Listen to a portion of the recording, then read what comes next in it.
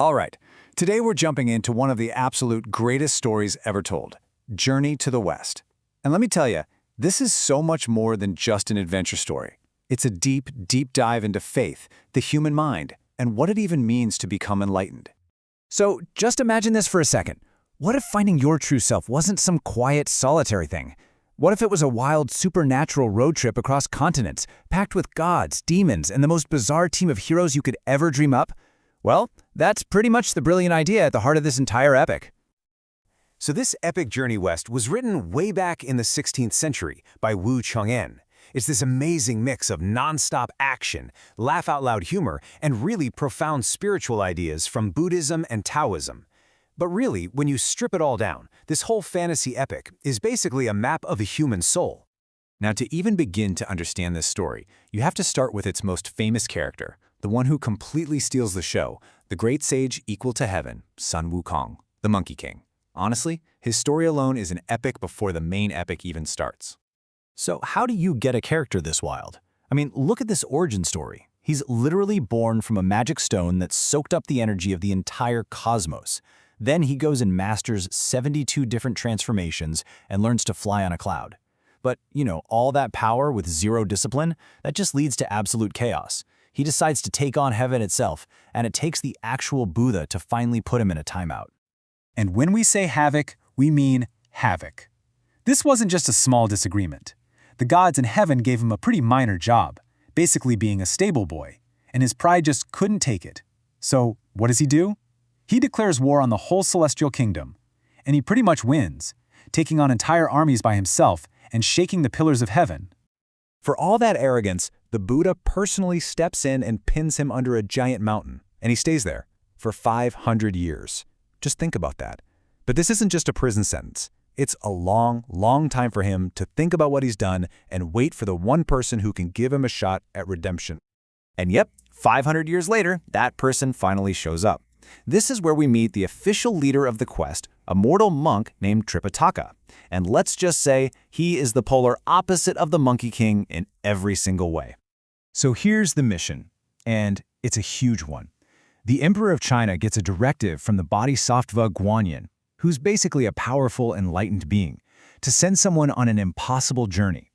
This pure-hearted monk has to travel all the way from China to India through lands swarming with demons to bring back sacred Buddhist scriptures for his people. No big deal, right? And this right here is the brilliant dynamic that powers the whole story. On one hand, you have Tripitaka. He's got unwavering faith, but he's also just a guy. He's totally vulnerable. On the other hand, you have Sun Wukong. Insane cosmic power, but zero self-control. So Guanyin sets it up for the monk to free the monkey, tying their destinies together.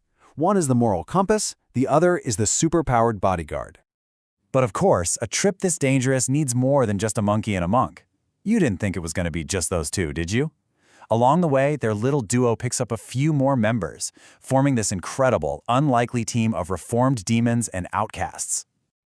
Okay, this is probably the most important part to understanding the novel. A lot of people believe these four aren't just separate characters, they're an allegory for a single person. Tripitaka, that's your core self, your spirit. Sun Wukong is your restless, brilliant mind, the monkey mind they talk about in meditation. Then you've got Xiyouji or Pigsy, who's all about earthly desires, for food and comfort. And finally, Xiyouji or Sandy is your quiet, steady willpower. The whole journey west is really a journey inward to get all these parts of yourself to finally work together. So you might be asking, how in the world do you control a mind as wild as Sun Wukong's? Well, with this little thing, the golden fillet. It's a headband that Guanyin gives Tripitaka. Whenever Sun Wukong gets too arrogant or violent, the monk just chants a mantra and the headband tightens, giving him a massive headache. It's a perfect symbol for the discipline we all need to tame our own chaotic thoughts. All right, the team's all here, the magic headache band is in place. Now the real adventure begins. And it is a total gauntlet. They are destined to face trial after trial, each one specifically designed to push them to their absolute breaking point. And the number of trials isn't random. They have to overcome exactly 81 of them.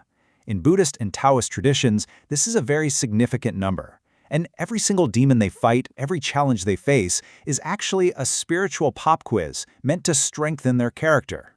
And these are not your average monster battles. For example, the white-bone demon is all about seeing through deception. The flaming mountains can only be crossed if Sun Wukong swallows his pride and asks an old enemy for help. Even the monk gets tested in the kingdom of women, where his vow of celibacy is put on the line. Every single demon is a metaphor for an inner flaw they have to conquer. After what feels like a lifetime of struggle, of learning to work together and slowly transforming themselves, the pilgrims finally see the finish line. They've made it to Spirit Mountain, the home of the Buddha. They're at the final boss level. And they do it. They actually succeed. After everything they've been through, they stand before the Buddha, they get the sacred scriptures, and they complete the mission. The physical journey is over, but their final transformation is just about to happen. So what's the big reward? Well, everyone gets a divine promotion. Tripitaka and Sun Wukong both achieve full Buddhahood. Sandy becomes a perfected being known as an Arhat, and Pigsy, well, he never fully conquered his greed and laziness, so he gets the perfect job, janitor of the altars, where he gets to eat all the leftover offerings from the gods. Pretty sweet deal, right? And this right here is the ultimate message of the whole book. Think about it. Pigsy's desires weren't just erased. They were put in a place where they couldn't cause any harm. Sun Wukong's love of a good fight was channeled into a new role as the Buddha victorious in strife. The whole point isn't about becoming perfect. It's about understanding all the different parts of yourself, the good, the bad, the hungry, and getting them to work together as a whole. And that's the timeless beauty of Journey to the West.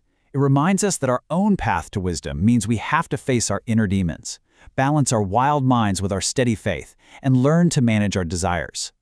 It's a story about a monkey, a monk, a pig, and a river monster. But really, it's a story about us. So the real question is, what does the journey to your Spirit Mountain look like?